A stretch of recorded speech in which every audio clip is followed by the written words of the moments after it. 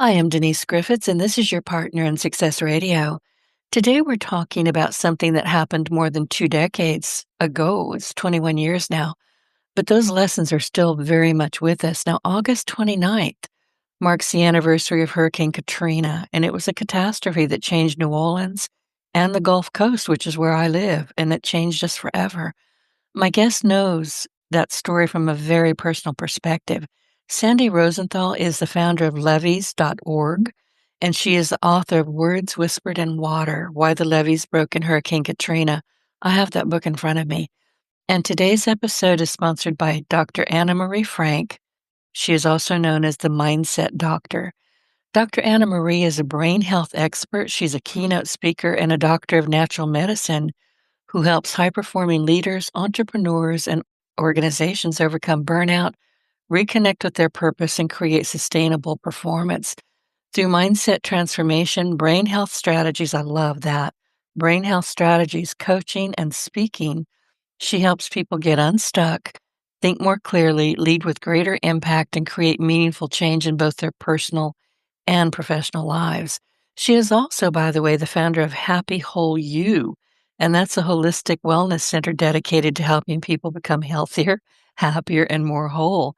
To learn more about Dr. Anna Marie and her work, visit drannamarie.com, and you can also find her on Instagram. She's very busy over there.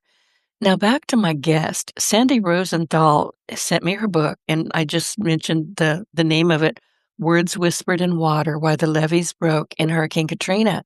And after Katrina and the catastrophic flooding that followed the federal levee failures, Sandy simply refused to accept the official explanation for what happened. And she began asking questions, digging for answers, and ultimately helped expose the role of the U.S. Army of Corps of Engineers. We always call it Corps of Engineers. We don't even talk about the Army part. It's just easier to say it quick. And they were a big part of that disaster. And what I find particularly compelling about her story is that she demonstrates something we all need to remember, and that's this, and write this down. You can change the world from your own backyard, and she'll tell you what that means. Sandy, welcome to your Partner in Success Radio, and thank you for sending me your book. Hi, Denise. It was my pleasure. Well, listen, we're both here. You're in New Orleans. I live in Southwest Louisiana, what's called Cajun country. And I was telling you in the green room that Katrina made landfall about 150 to 170 miles away from me, and we did get hit by it. But the real damage that we had where I live, because I'm on the Gulf Coast, was Rita, and that was September 24, and that was only about 100 miles away. We still have damage from it. Can you hear me? Yes, I can hear you fine. Okay, good. I thought I lost you there. Sometimes I accidentally mute, and I didn't mean to, but tell us about your story, because your story to me is fascinating.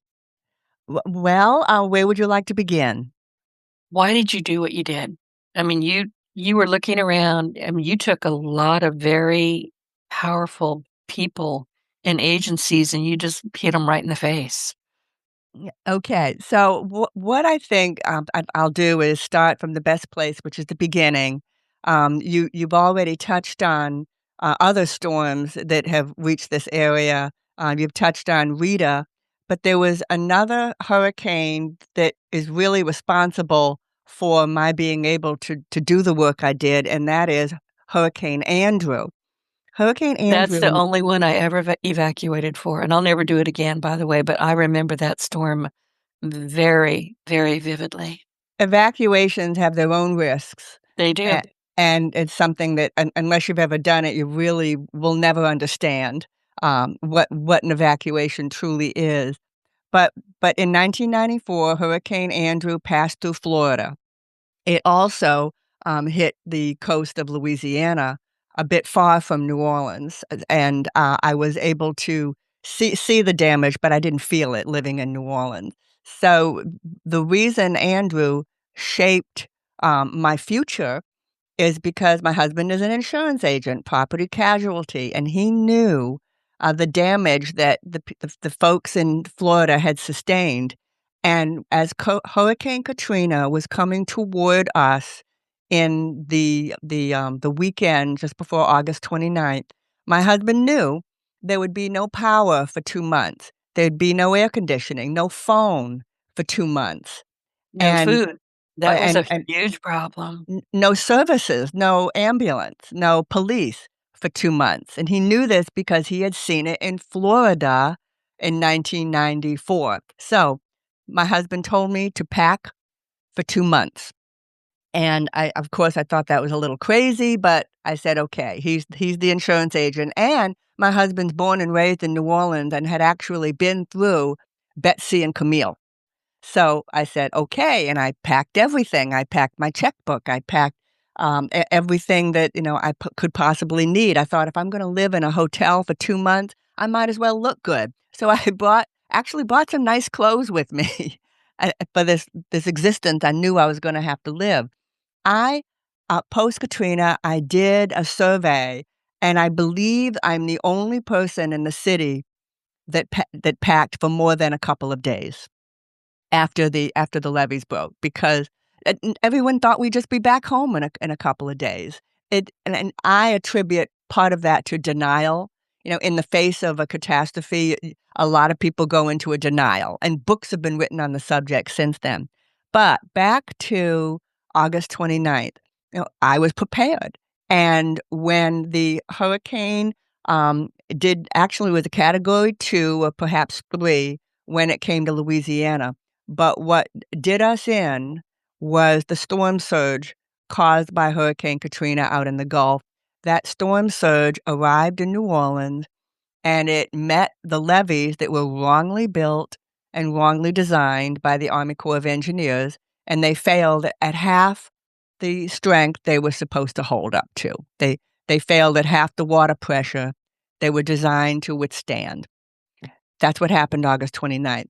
But, we evacuated in advance. We had found a hotel that would take dogs. We had scoped this out a week in advance, and we spent our, evacuation as Hurricane Katrina came through New Orleans in Jackson, Mississippi.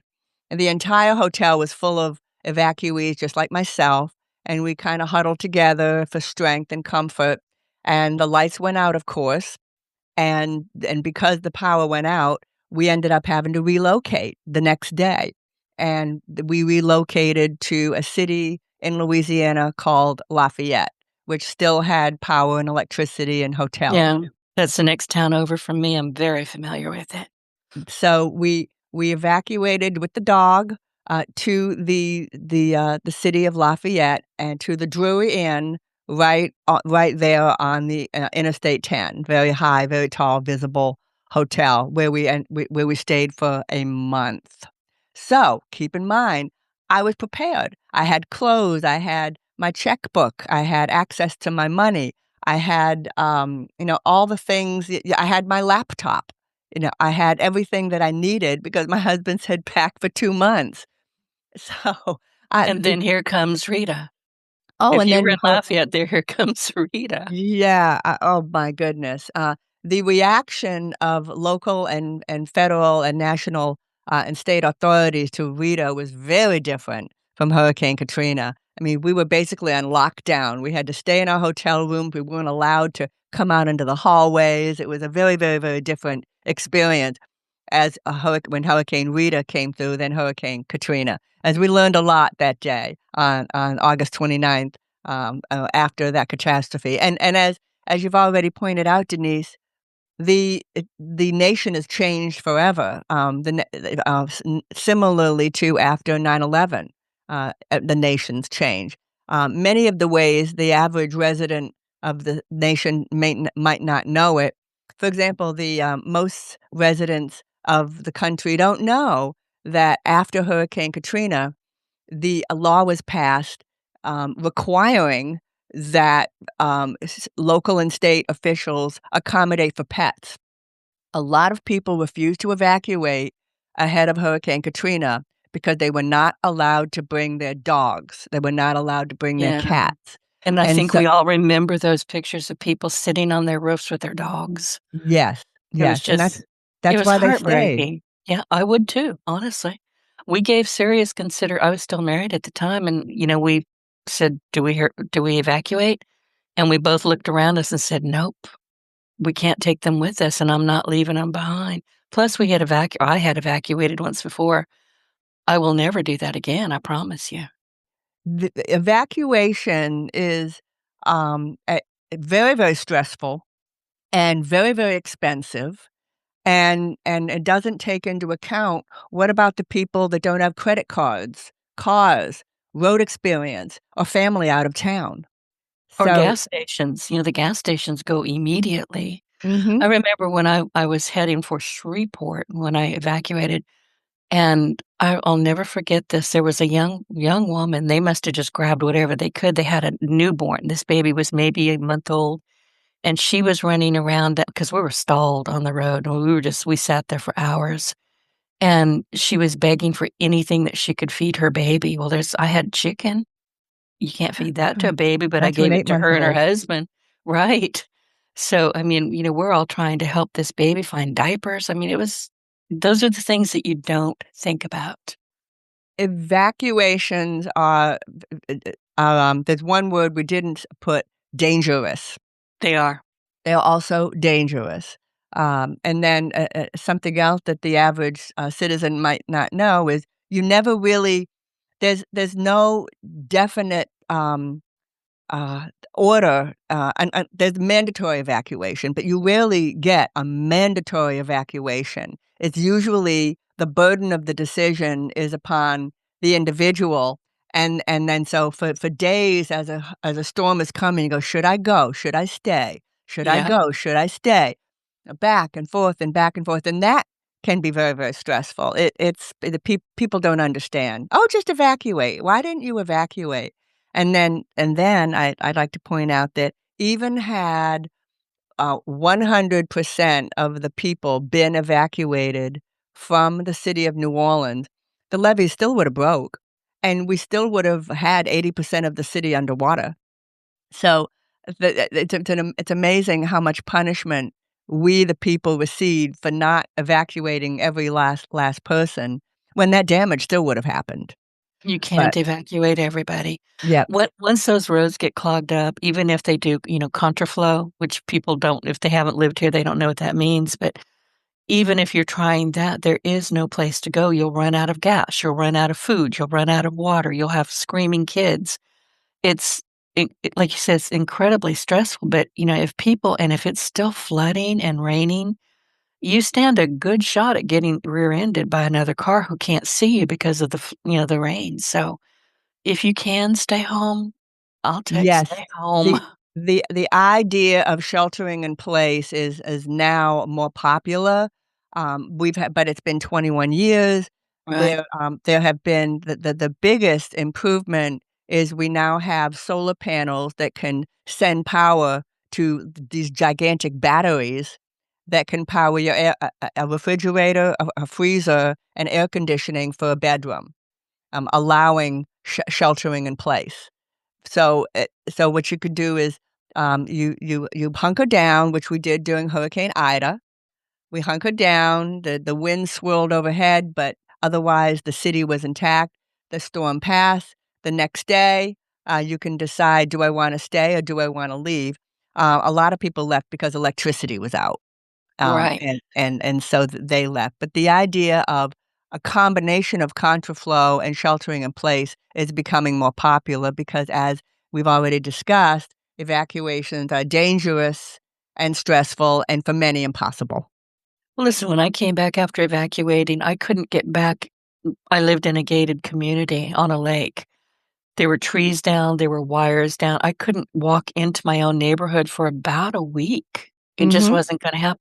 But, this is something that and people are going to think I'm a lunatic, and I hope not, but once you've hunkered down, you've done everything you can. You've got the batteries, you've got everything you need, you've got water, you've got candles, whatever it is that you need, and you might as well sit back and enjoy it, and I say that with all sincerity because there is something truly magnificent about a hurricane. It's not something you see often. It's nature at I don't even know how to describe it, but it's pure nature. It's amazing. I mean, it is absolutely amazing. Is it scary? Oh, heck yeah. But you're not going to see it every other day, so you might as well sit back and say, "Huh, Yeah, that's prepare for it. interesting." Yeah, That's right. well, when I was a little girl, we used to be out on the front porch watching thunderstorms, and watching the lightning and Right. listening to the thunder and enjoying it. Exactly what you just said. It's something that we embraced when I was a little girl. Oddly enough, I was just like a little girl, I was standing in my window just 3 days ago, and I witnessed a lightning bolt strike my neighbor's house. That's been happening here too. It's just Mhm. insane. I'm sure you have, given that you live in New Orleans, have you ever been in the eye of a hurricane? That's Yes. another amazing moment. Literally about a month ago, a very, very small, actually, it wasn't a hurricane, it was a tropical storm, but it had an eye, and Mhm. we went outside and we were in the eye. Yes, yes, that was fun, that was fun. We were all outside enjoying it, Right. and of And course, the it's easy to enjoy a tropical storm. Yeah, it is. And the thing about it, eye of a hurricane, for those of who are listening to us going, "What are they talking about? Get in the house." But it's the silence is so absolute that you can literally hear the blood moving in your own veins. You can hear your heartbeat. There's no sound, there's no birds, there's no nothing. You hear your own body. It's amazing. It doesn't last long, but you No. don't get it. No, no, it doesn't last long. My husband witnessed an eye in one of the storms, Bill, I think. I don't remember exactly which one, but that it had a well-defined eye, and they all went outside, in the eye, and then, "Oop, time to get back inside. Here comes the wind again." So, yes, that's an Yeah. experience. That's The an minute you experience. start hearing other things, you're like, "Okay, going back in now." Yep. It's Time to 'cause go. that's exactly right. But tell us, when you started saying, "This isn't right, I mean, this Mhm, just is not right," why did it break? The mhm. Corps of Engineers, I mean, they're in charge of practically everything in Louisiana, and, everybody considers them to be, the last people you go to. I mean, they're the last word. What happened? Well, I'm glad you raised that point. Prior to August 29, 2005, the Army Corps of Engineers was considered the gold standard. That's the word I was looking for. Yep. Sterling reputation, 200 years of experience building levees, capable of withstanding, surges of 20 feet or more for 30 days or more every single year. I'm referring to levees along the Mississippi, Missouri, and Ohio rivers here in the country, and anybody can look at those levees and can be incredibly impressed by them. So how could the Army Corps of Engineers, with their 200 years of experience and reputation, have messed up? How it's not possible. The average resident of this country could not wrap their heads around that. Keep in mind, here I was. Remember I said I had my checkbook, I had my laptop, I had everything I needed, and I was actually able to, do something nobody else could do. I could listen to the radio, watch TV, and read the news. No one else could do that, but they were busy surviving. People of New Orleans had to wake up every day and go, "Where will I work? Where will I live? Where will my children go to school?" No, I didn't have to worry about any of those things. It was lucky, well, partly that I was prepared and partly that my house didn't flood, and my son's school didn't flood, and my husband's business just had a little bit of damage. So, I was lucky, I was fortunate, and because of that, I had the freedom, and the luxury, if you wanna call it that, to read, listen, and watch, and very, very quickly, it didn't take long at all for me to realize, "Wait a minute, these levees were improperly designed and built. They weren't there's no way why should the people of New Orleans be blamed for federal infrastructure breaking? When you cross over a federal bridge on an interstate, you don't worry, will the bridge hold? Well, the levees in New Orleans broke. So, I got to work and I started asking questions, and immediately I received pushback from pretty high places, not from, average citizens out there pushing back and saying, "What's wrong with you?" "No, no, no, Katrina was just a huge storm, and those levees those levees, would have been fine, but the storm was just too big." And you name it, I heard the excuse, blaming us. And here's the key thing. We, the citizens of New Orleans were being blamed for what happened to us. As I touched on earlier, if you didn't evacuate, you were blamed. If your mother's aunt died in her attic, she was blamed because she should have evacuated. This is I saw outrageous. those stories, it was horrifying. Yeah, it's outrageous. It was I I I no none of my relatives, drowned in the flooding, but people I know drowned in the flooding. Mike, who I saw every week, at the public tennis court, he drowned in the flooding. So the idea that we are being blamed for the failure of these levees was more than I could bear, and I got to work, and very, very quickly, just 4 weeks after the flooding, so to your listeners, that would be, about late September 2005, a month after the flooding. I got my hand on a report from the Government Accountability Office that very specifically stated that the Army Corps of Engineers is responsible for designing and building the levees. The local interests, that's us, that's New Orleans, are responsible for maintaining them. And that's the way it's been since 1965.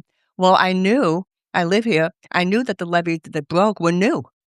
They were brand new I didn't levees. know that. I should have known that, but I did not. Most of them were only about 5 years old. They're called Oh, flood walls, and they're built on top of the earthen levees, okay? Then you got your okay. earth levees, and then you got your steel and cement flood walls on top of those earthen levees, and I knew they were new. It's on the news all the time about the levees and when they were finished and when they were completed, which was about 2000, and so I thought, well, if a brand new building fell to the ground, you don't blame the janitor. You look to the contractor, and the engineer. And in the case of levees, the Army Corps of Engineers is both of those things. And then again, I saw that report that says the Army Corps is responsible for design and construction. I went, that's it. And I started talking, to anybody that would listen. I would talk about, oh, no, no, this is a federal responsibility. I mean, how are we going to get the money to rebuild our houses and our lives if the Congress and the American people believe that the flooding is the fault of the people who live there? That was my logic, and that's why I started the group levees.org. And the actual organization didn't come about until December because at first I just was talking, talk, talk, talk, talk, and everything came to a explosive crescendo in late October when I was having a conversation with a gentleman from the town of Alexandria. For your listeners that aren't familiar with Louisiana, it's about smack dab in the middle of the state of Louisiana, It is. It's between Alexandria. Lafayette and Shreveport. Yeah, yeah, it's about right in the middle of the state, and I Yeah. would say it's about a 4-hour ride from New Orleans, so not that far. Well, I got into a conversation with this gentleman, and I gave him my spiel, and I told him about the levees and how they should have held and how they're federal, and he told me that, "Oh, no, no, no, Katrina was a huge storm, huge storm. Nothing was wrong with those levees. The storm was just so big, it just went over them, and that's why you flooded. And you people in New Orleans, you don't deserve any help." But it didn't go over they broke. That's different. Mhm, and he said it's because the water went over them and broke them. Oh, okay. And he said, but here's the key. He believed that we shouldn't have been living there in the first place and that we didn't deserve help. Oh, well, that's just nice. He That's really just said that to you? literally said that to me. Oh my god. And I won't go into, well, since we have a little time, uh, I was, the reason I was talking to him is I was actually a 4th person in a tennis match. Remember I brought everything I needed? I also brought my tennis gear and my racket and everything. I bought Good everything. for you. So I had my I thought, "Well, who knows, I might be able to play tennis while I'm, doing my evacuation." Well, I did, I got invited to play, I accepted, and he was my partner, and this was part of a tournament. So so I went to my car, I got my keys, I came back, I held up my keys, and I said, "If you don't apologize, I'm leaving." And he said, I'm sorry." And so I didn't leave, and I completed the tennis match, but my mind is just going crazy. "Oh my goodness, if that's how this guy feels, I'm sure he's one of many." And all of a sudden, I understood the chilly reception I had in Lafayette. People were nice and polite, but kinda chilly. We weren't exactly welcomed with open arms in the city of Lafayette where we were spending our evacuation. Now I begin to understand why. If they Well, and feel there's another reason, and I'll tell you what happened here because I bought my house literally, and this is just an aside, but you made me remember it. I bought my house literally between those 2 hurricanes, between Katrina and Rita, and I got this house, I'm still in it just by the grace of God because I was actually in Ville Platte when this happened, but I got a call from my real estate agent. She said, "Denise, it's impossible to buy houses in Lafayette right now. New Orleans companies were buying everything they could lay their hands on, and it was ticking people off. It really was. I wasn't aware of that, so I didn't care, but she said, "This thing listed this morning. I got them to assure me that we wouldn't post it online until I spoke with you." She sent me the listing. I bought it over the phone. Wow. Over the phone, and I didn't even see it until I got home late at night about 9 o'clock. She was waiting in her office to walk me through it. I was glad to be able to see that I liked it. Turns out I loved the house, but, I mean, I had people knocking on my door. We moved in pretty quickly, and we got a very quick close, and I had people knocking on my door for months saying, "Is this house for sale? Would you sell this house?" "No, I'm sorry." I finally put a sign on the door, "This house is not and will never be for sale. Good luck to you." But, that there was a lot of people going, "God, we're just being overrun." Well, who could blame New Orleans companies? They needed to house their people. I mean, I didn't get upset about it. I was just glad I got my house. I'm glad you shared that. That's another one of the amazing, weird things that happened, You wouldn't in think of it, but I lived through it, so that's why I'm sharing it with you. and that's a whole 'nother story right there. It was impossible to find a place to live. You could not find a place, so people ended up living well, a lot of people had to move away to stay with cousins in Houston or in Dallas and everywhere. Mhm. So many people because you could not find even if you had the money, you couldn't get a place to live. It was all bought up that fast, like, boom, like the almost Yeah, 2 days later, or certainly by a week later, there was nothing to be had, exactly. And and we that's lost a whole lot of people to Atlanta, Georgia. They never came back, many of them, I because, touch on it you in my know book, we're when you have oil a field book, yeah. country, right, we're oil field down here, and that just died, as you can imagine. The rigs were damaged, everything was damaged, people had to go where they could feed their families, but many of them just did not come back. That's a whole another sad story of people who loved New Orleans, wanted to come back and couldn't, and eventually passed away before they had a chance to come back. And Oh, I did touch on this in my book. That's the beauty of a book. I have time, a whole book where I can get into some of these stories that don't come through in a 1 hour interview. Uh, right, right. so one other super quick thing that most people forget because it's been 20 years is communication was completely out. It was blackout communication for a full week after Hurricane Katrina. There was no communication, which is hard to imagine in this day and age. Entire metropolitan city being cut off for the rest of the world for an entire week. And even after that week went past, for the next 2 months after that, communication was extremely spotty. It might work, it might not. But that's something that, again, that I discussed that in my book, and I just like to remind people about that. It's a catastrophe unlike anything that's happened since then. Nothing has been quite like that because of the complete and total loss of communication. Cell towers were down. Communications were flooded. There was nothing. So that's, but anyway, but moving on, I began to realize, oh my gosh, this really, I suspected it was federal. Now I knew it.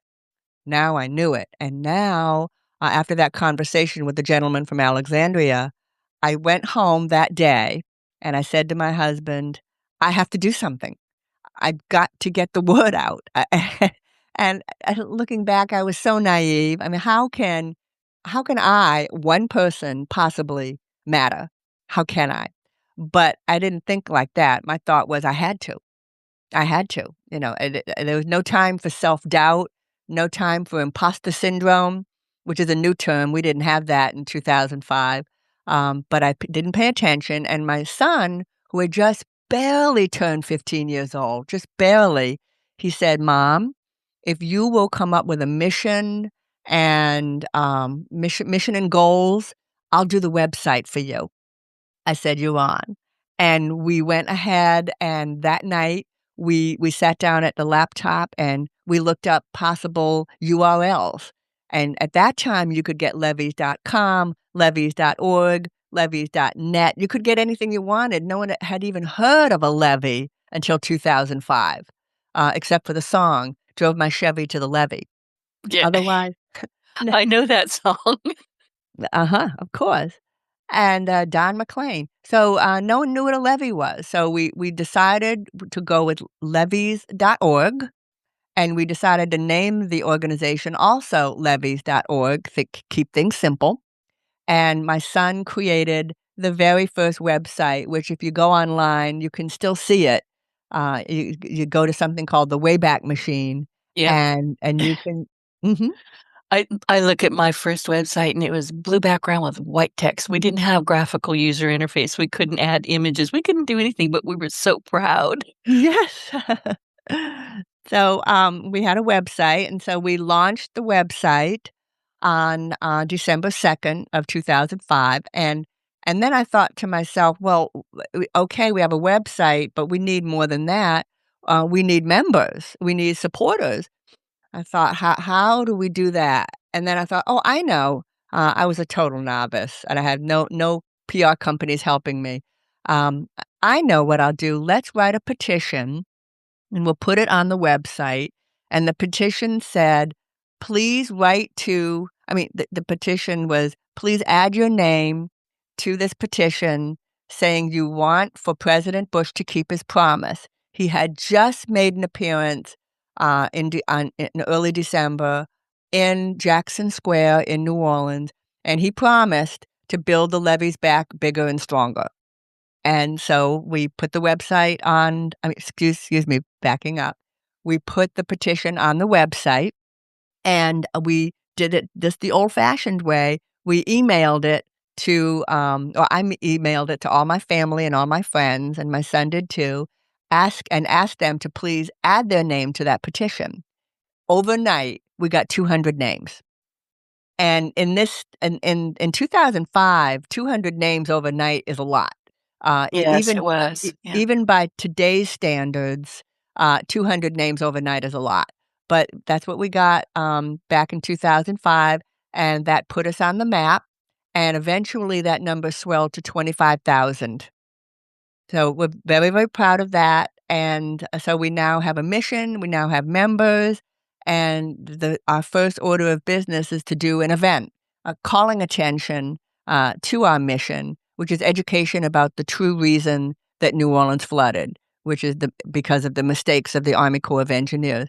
And then we planned our very first rally, and it was called the Rally on the Levee, and we held it at the headquarters of the Army Corps of Engineers in New Orleans.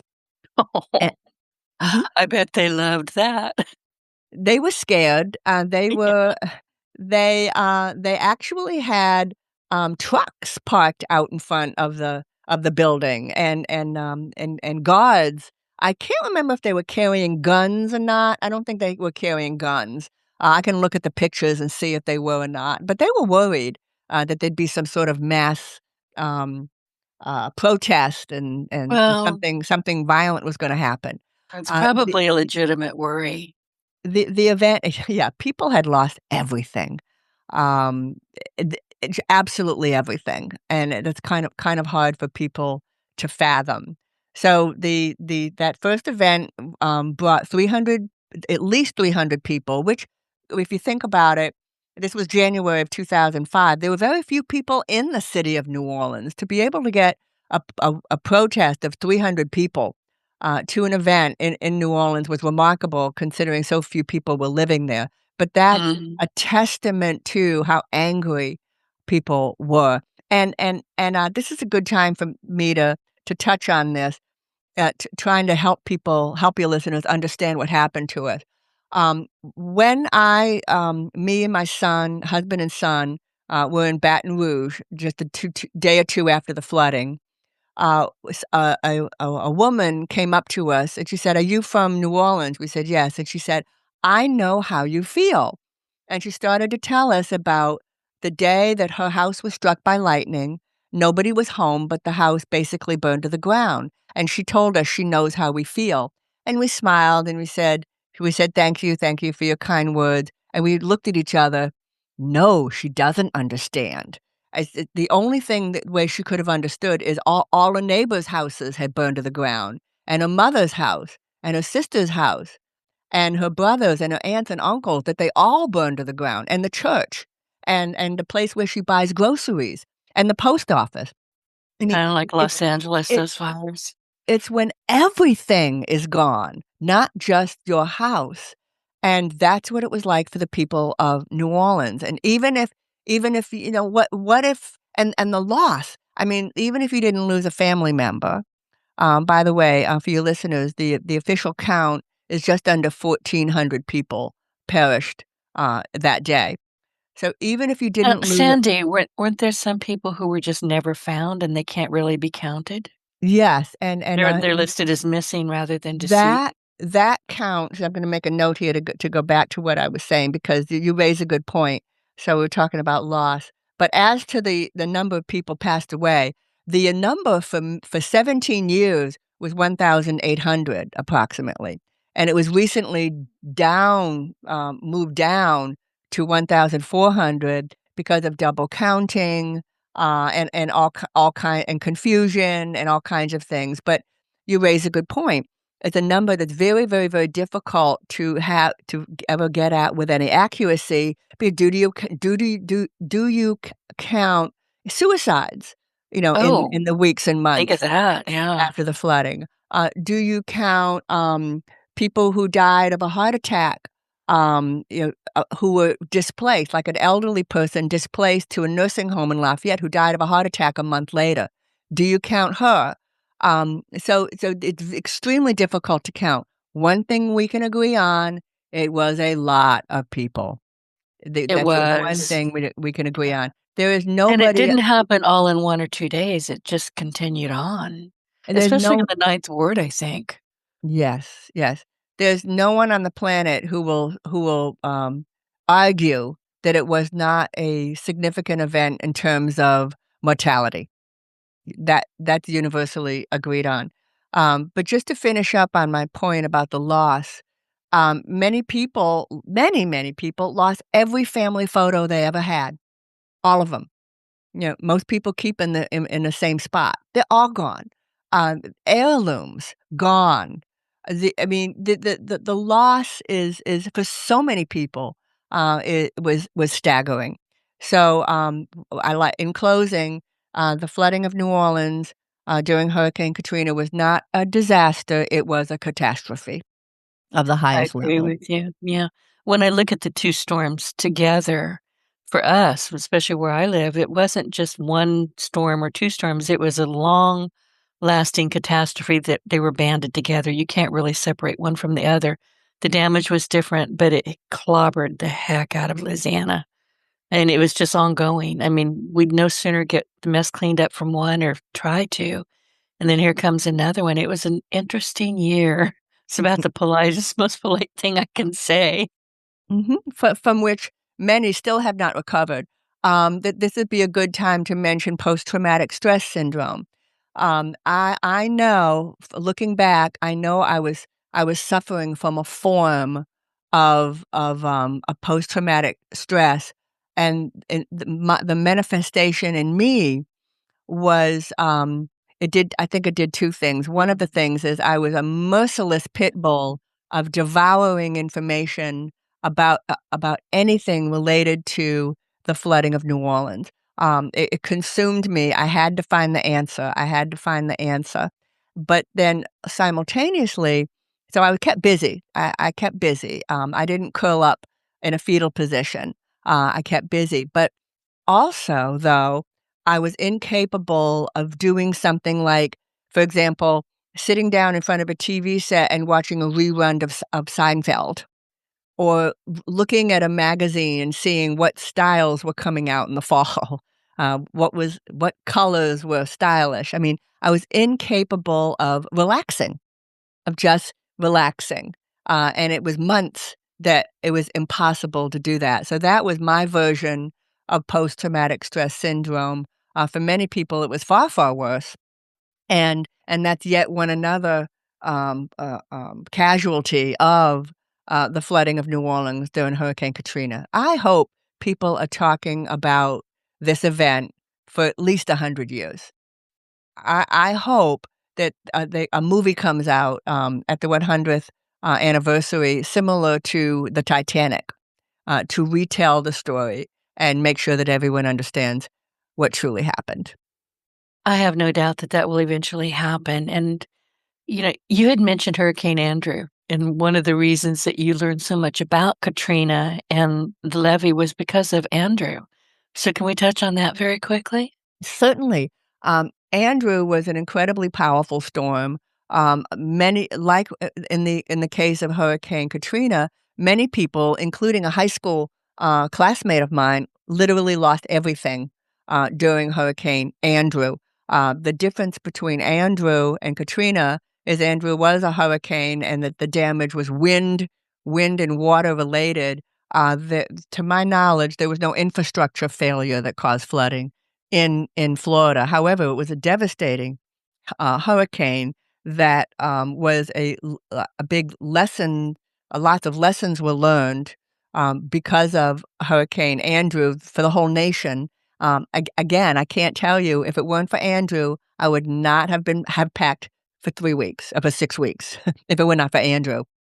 And that makes sense, and it is difficult to say, "Okay, you're in a panic, you're worried about the windows busting, you're worried about your dogs. Do I have dog food? Do I have crates?" I mean, there's so many things that you have to move, and it's easy to overlook something and this is why where we live, you and I, we're always packed. I mean, we're always people say, "Oh, gotta do my hurricane prep." I do it all year long. Oh, yes. I mean, Oh, yeah. constantly, I've got water, I've got batteries, I've got everything you can possibly need. And your listeners may be interested to know that New Orleanians around, early August start weeding out and pruning their freezer. Because Oh, yeah. if Yep. the freezer Yep. goes, all that good food you have in there is, you're gonna lose it. So you start eating it, Yeah. and so by September 1st, you've got an empty freezer, because you're prepared for, the power going out for as long as a week. I also wanna point out that we have a little trick in the South, your listeners in the North may not know. When we know a storm is coming and when we know there's a real possibility of losing electricity for an extended period, we take big pots of water and put it in the freezer, and the pot will freeze, and then should the power go out, that pot of water will slowly melt, Slowly. That's but will exactly keep right. everything in there pretty cold for quite a while.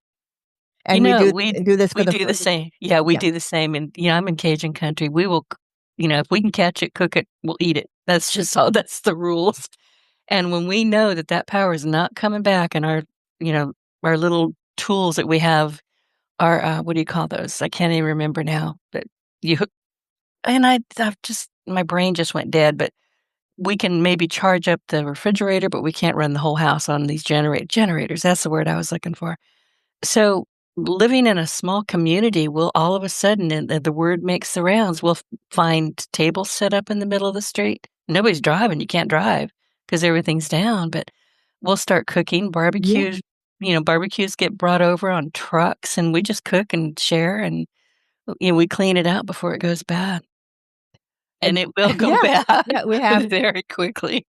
Right, and so you have a party and you cook everything and eat everything. That I get that's another version of the hurricane parties that we have here. Now, by the way, I have, solar-powered batteries, So I don't have to do that anymore with the freezer because we've got, this system. But this wasn't available in 2005. This is a new technology, that's happened since then. It's also a lot less dangerous than a generator. Generators It can overheat and cause fires. Yes. They can. And I don't know about you, I'm in where I live, everybody is Catholic, but me, I'm about the lone non-Catholic where I live. But I will see these, and I call them church lady fans, they're like a paddle on a stick, and all of a sudden, everybody's got one. They're just waving, making a breeze because and I call them church lady fans because that's the only way you can get any air at all. And with Mhm. the humidity and no air conditioning, it's horrifying. It really is. I think if anything bothers me the most is that I think I'm gonna die from heat, and that can last for a long, long time. Yeah. I am a bit of a princess. I do like my air conditioning, especially at night. Yep, gotta have it, and I mean, now we've got little battery fans and we've got battery everything but then, oh my gosh, and I think some people did die from heat stroke. I really do. Especially older people who Yeah, don't have lose yeah. their natural ability to regulate heat, in their bodies. So here it is, the 21st, anniversary. I'd like to share with your listeners, I've been happily, surprised at the amount of attention and talk that has been appropriately focused, on the Katrina and it this event that was 21 years ago. I really thought it was gonna be a quiet year because there was so much attention, at the 20th anniversary, and rightfully so. But here we are at the 21st anniversary. I'm talking to you. I've received lots of interviews. I had a very important interview yesterday, with members of the federal government, actually, about this issue. So, I'm happily surprised.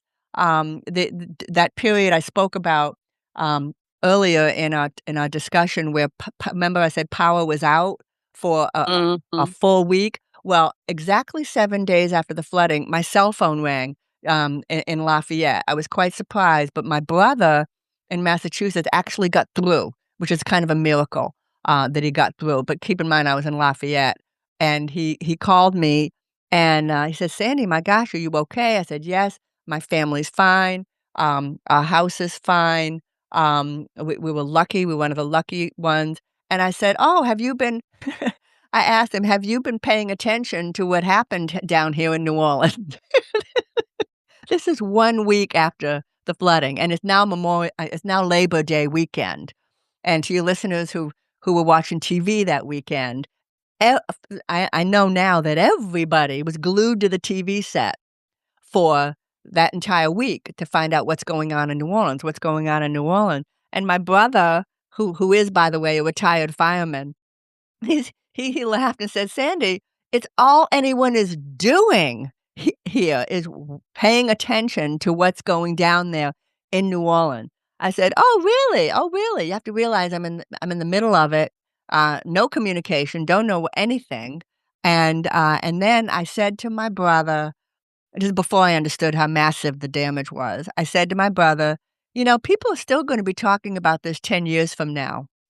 Little did I know that just how bad it really was, and now my statement is, I hope people are talking about this 100 years from now, and they Oh, better be. absolutely, absolutely. Let's talk about the dome. That was another horrible story. Right, as I mentioned earlier, way too little attention was paid to people, without credit cards, a car, road experience, and family out of town, and in the city of New Orleans, that numbered about 100,000 people. Many of those people, did have a car and credit cards, but, were stubborn, mainly Or the couldn't get elderly. out. They couldn't get out anyway. They couldn't after the flooding, they couldn't Right. after the flooding, but they could have gotten in the car and drove out. My next door neighbor, Charles and Zelda Prince, were from Long Island, New York, and they'd lived there about, 10 years, and we walked across the street and said, "You need to evacuate." And they said, "Oh, no, no, no, we've been through hurricanes before." I said, "There was a hurricane in Long Island once." And my husband, who had been through Hurricane Betsy, said, "No, you need to go." I said, "Trees Now, will be down." didn't Betsy hit Mississippi very badly, or That's was Camille. It Camille. wiped the Gulf Coast over there out. Camille, Camille. Huge Camille, damage. a year later, was just as strong. So, no, Betsy's the one that hit New Orleans, Okay. and so, my husband had been through Betsy. He said, "The phone lines will be down, communications will be down, ambulances will be down," and then my husband, tried a trick. He said, "What about your wife? What about Zelda?" And he said, "Well, how about you take my wife?" And my husband said, "Charles, get in the car and get out of here." Well, finally they did. Oh, Finally they did. good. And but if had we not basically, strong-armed them, they would have stayed, and I can't imagine what would have happened to them had they stayed. The house wouldn't have flooded, but, I can't imagine the trauma that they would have been through had they stayed. They were in their late 60s. So a lot of people stayed and had the ability to leave and did not because I mentioned earlier it's denial. You're traumatized. You can't make a decision. And it turned up they claimed they had no place to stay. So we said, no worries. We have 2 hotel rooms in Jackson. You can have one of ours. Originally, we had one for me and my husband and one for my 2 sons and the dog. Well, so we gave them one of our hotel rooms and we all spent the night in our one room. And the next day, we went to check on Charles and Zelda. They'd already checked out. Turned up, she has a sister in Birmingham, not far away at all. Not far away at all. They could have at any time gone to visit the sister. So my point is, a lot of the people who stayed in New Orleans were just stubborn, and they'd never evacuated before, and they're not going to start now. And also, as I mentioned earlier, evacuations alone can be very, very dangerous. But so anyway, they was back to, the Dome, Charles and Zelda might have ended up at the Dome, I don't know, but, that was quite horrific. The Dome, they weren't prepared, they didn't have the food, they didn't have the facilities, and it was quite horrific. The Superdome, and there was another, facility, about a mile away, called the Convention Center, where, a lot of people were there as well. And when General Honore came in about 5 days after the flooding, the first thing he did was restore order in the Superdome and in the Convention Center. It's not that they were. It's not that there was any violence going on, anything bad going on, but they were scared. They were petrified, and he came in and he brought calm, and that's what he's famous to this day for the calmness that he brought to the city and the hope that he brought to the city. I remember him. You have said something that I absolutely love, and I'm going to quote it, "Welcome criticism, it's free advice." Where did that come from? It took me a little while to figure out the value of criticism, but as I've touched on already with your listeners, when I opened my mouth and started asking questions, I immediately received pushback. People telling me I was wrong, people asking me if I'm crazy, people telling me I'm not an engineer, I don't know what I'm talking about. You name the criticism, I got it. And in the beginning, it propelled me to keep asking because I thought, if I was wrong, why would so many people be bothering with me if I was totally off base? I'm not an elected official. I'm not a politician.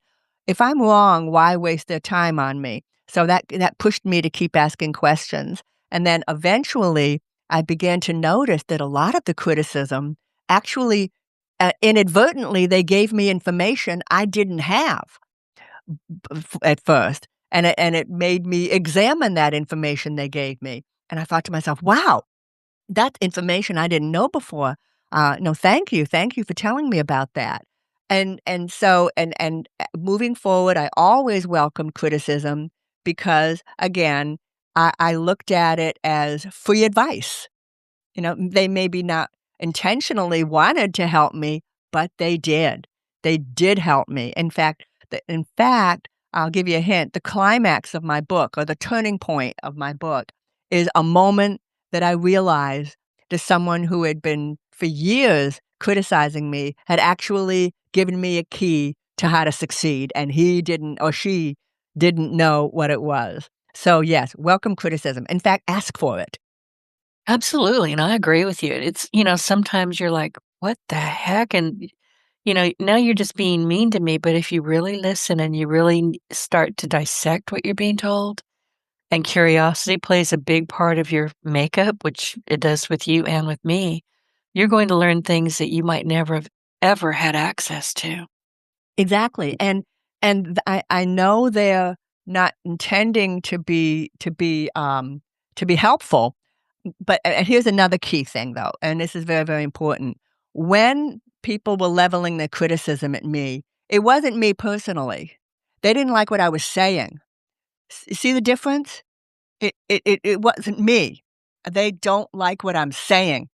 And it was easy. It took at first it was a little hard, but eventually it became easy for me to accept, "Oh, I shouldn't take this personally. I shouldn't allow my feelings to be hurt. It isn't me. It's what I'm saying that they don't like." In fact, often in the beginning, I've been talking now for an hour. I don't think at any time the tone of my voice was strident or angry or mean. No, not at all. Okay. Not even. So I was very careful to maintain a calm voice from the very beginning, and frequently, I had, people would say to me, "Well, I don't like your tone of voice." I would just smile because I know they may be saying that, but I know that's not what it is. I know it's not my tone. They don't like what I'm saying, and so to them, it sounds has a bad sound to it, but it's not the sound, it's the words they don't like. And eventually I took that to heart, and then, you know how a coin has 2 sides? The Mhm. flip the flip side of that coin is when people were criticizing me, I learned not to take it personally. I learned that it's not me. On the flip side of that is in those situations where in my work, it was required that I comment on or correct another individual, I had to remind myself, I have no hard feelings or bad feelings about that individual. They're just saying something that's not true. And And people react, as according to their own bias, and we need to stop and think about that. We all have different ideas, different points of view, and it's a bias, really, so let it go.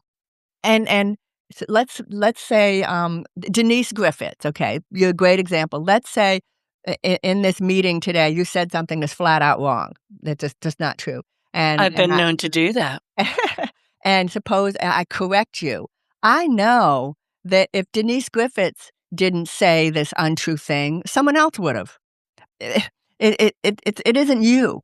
It's the thing that the belief that you believe in, and that you're spreading around that we have to put a stop to that. But if Denise didn't say it, Mary would say it. If that makes sense. It's not you. And different people probably have different ways to internalize that, but you never take things personally, and then when you speak to others, again, you don't mean it personally. No, and a lot of people will just knee jerk. I wanted to go back because I know you've got to run, you've got a call right after this, but the title of your book, when it landed on my desk, I had instant flashbacks, and this is the anniversary edition. It's Words Whispered in Water, Why the Levees Broke in Hurricane Katrina, and there's a picture of, cars, houses submerged, and it's very dark, but it tells a tale. If you lived through it as we did, and I didn't flood, but, I've had a lot of damage where I live, different storms. Why did you write this book? The in I believe in, June of 2013, yes, June of 2013, I got a phone call. This is back in the days when people still call each other, about more than 10 years ago, from a friend and colleague. And he said to me, "Sandy, you have a story to tell about why you started levees.org and then your journey from start to finish. You have a story, and there's only one person that can tell that story, and that's you. You need to write a book." And here's my response. I know. I I didn't want to write a book. I'm not a writer. I write if I need to, but I'm not a writer. However, every time, my friend and colleague, his name is Ken McCarthy, every time he made a suggestion to me, I always followed it, always, and this was no exception. So I started working on the book about a month later. It took me 5 years to write. I finished the book in 2018. I got a publisher in 2019, and the book was published in 2020, just on time for COVID, Yeah, when COVID hit, yeah. So I so, noticed yeah. that. So, but I just did curbside. I did curbside book signings and became very, very good at using Zoom, and that was how I promoted the book. And then 5 years later, I got a phone call from my publisher, and they were delighted to tell me, and I was delighted to hear that they were gonna do an anniversary edition of my book. It's an amazing book, and I thank you for sharing it with me. What and I need to ask you this, what I don't even know if this is a polite question or not, but what is your relationship with the Corps of Engineers these days? That's a very good question. The individuals who are responsible for the wrongly designed levees and flood walls, are no longer at the Army Corps of Engineers. They're either retired or passed on. It's a whole new generation of people at the Army Corps of Engineers, and even though they And new do not technology, I'm sure. absolutely so, and while they don't like to talk about, that failure, y keep in mind the Army Corps of Engineers is military, and when, the military do not ever discuss the mistakes of a comrade, it's called bayoneting the wounded. Uh, Oh, they don't like to talk about it, and that was a big learning experience for me, so I've learned not to sit around and wait for the Army Corps of Engineers to be sorry, because it's not going to happen. If for them to acknowledge a mistake is alone, a big deal, much less apologize for it, and they did apologize in a way, in their own report that they did on why the levees, broke, which was, published in 2009, and in it, they came right out and said that the levees did not perform what they were designed to do, got it. and that but this is 2009. Keep in mind, the American people had long forgotten about Katrina in 2009. This No, is no, 4 they years later. haven't. They Well, haven't, trust me. they no longer paying attention, though. So even though that information was, front and center, nobody listened to it. Most people remembered what they first heard right after the flooding during Katrina.